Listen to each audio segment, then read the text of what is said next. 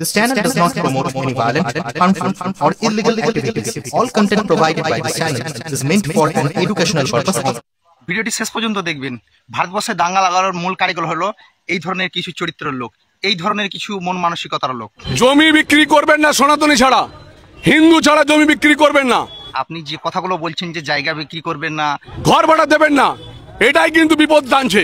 দোকানপাট ভাড়া দিবেন না, বিভিন্ন আরো অনেকে বলেছে যে মুসলিমদের কাছে মানে জিনিসপত্র বেচা কিনা করবে না, মুদিখানা বা কাপড়ের দোকানে, বিভিন্ন দোকানে।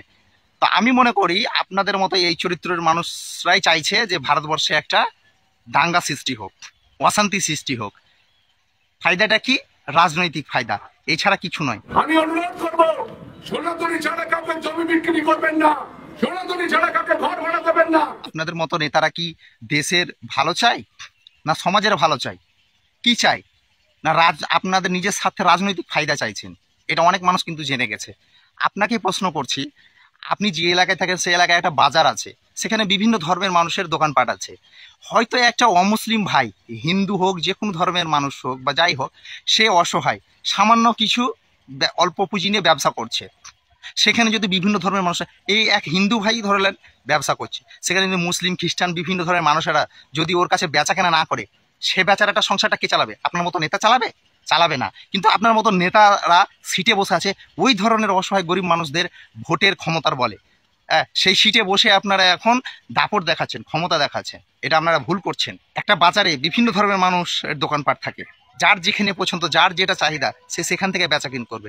এটা কোনো রাজনৈতিক দল নির্দিষ্টভাবে বলতে পারে না, এটা বেআইনি। আচ্ছা, আপনার কথা মেনে নিলাম যে জমি বিক্রি করবে না মুসলিমদের কাছে, বেচা কিনা করবে না, ঘর ভাড়া দেবে না। আপনার হিন্দু ভাইটা যে অসহায়, কোনোরকম করে দুটো ঘর ভাড়া দিয়ে তার হয়তো কিছু একটু শান্তিতে সুখে সংসারটা চলে, তার দায়ভারটা আপনি নেবেন? মোটেই নেবেন না। ক্ষমতায় আছেন তো চটর পটর অনেক কথা বলতে পারেন। আচ্ছা, শেষ কথা একটা বলি, এইগুলো নেবে না, এই করবে না, মুসলিমদের সঙ্গে এই করবে না, মুসলিমদের কাছে জায়গা বেচা কেনা করবে না, ঘর ভাড়া নেবে না, সবই মেনে নিলাম। একটা অমুসলিম হিন্দু ভাইয়ের যদি বা অন্য কোনো ভাইদের যদি রক্তের প্রয়োজন হয়, তখন আপনি দেবেন তো? কজনকে আপনি দেবেন? তখন মুসলিম ভাইয়ের রক্ত প্রয়োজন হয় না? একজন মুসলমান ভাইয়ের হিন্দু রক্তের প্রয়োজন হয়, একজন হিন্দু ভাইয়ের মুসলমান রক্তের প্রয়োজন হয়। ভেদাভেদটা আপনাদের মতন বেলজ্জা বেহাইয়া লিচ্চোর নেতারা এটাকে করছেন। একজন রুগী এক প্যাকেট রক্তের জন্য ছটপট করছে, আপনি কি তখন হিন্দু মুসলমান দেখবেন না? আগে ওই রক্তটা নিয়ে সেই ব্যক্তিটিকে বাঁচাবেন। সেই ব্যক্তি হয়তো হিন্দু হতে পারে, মুসলমান হতে পারে, অন্যান্য ধর্মের হতে পারে। তাহলে ভেদাভেদ, বিচ্ছেদ, দ্বন্দ্ব আপনাদের মতো নেতারাই তৈরি করছে ভারতবর্ষে, সাধারণ মানুষ কিন্তু তৈরি করছে না।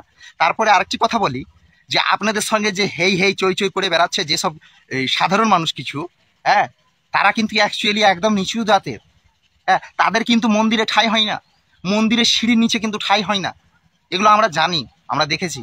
এগুলো কিন্তু বিভিন্ন ধর্মের যারা নিচু জাতের বা অর্থ কম আছে, এবারে নিম্ন শ্রেণীর, তাদেরকে কিন্তু উঁচু পদে ঠাঁই দেওয়া হয় না, বা মন্দিরে বিভিন্ন জায়গায় ওপর পদে বা ওপর স্থানে ঠাঁই দেওয়া হয় না। কেন? এগুলো কিসের জন্য তৈরি হয়েছে? এগুলো আপনাদের মতো নেতাদের জন্য এই ভেদাভেদ তৈরি হয়েছে। আর এই ভেদাভেদের বিষ আপনারা সাধারণ মানুষের মধ্যে ঢেলে দিয়ে ভারতবর্ষে একটা দাঙ্গা লাগাতে চাইছেন, অশান্তি লাগাতে চাইছেন। এটা মোটেই ভালো করছেন না। তাই আপনাদের প্রত্যেকের কাছে অনুরোধ, ভিডিওটি যদি ভালো লাগে আপনাদের, তো অবশ্যই আপনাদের বন্ধুদের দেখার সুযোগ করে দেবেন।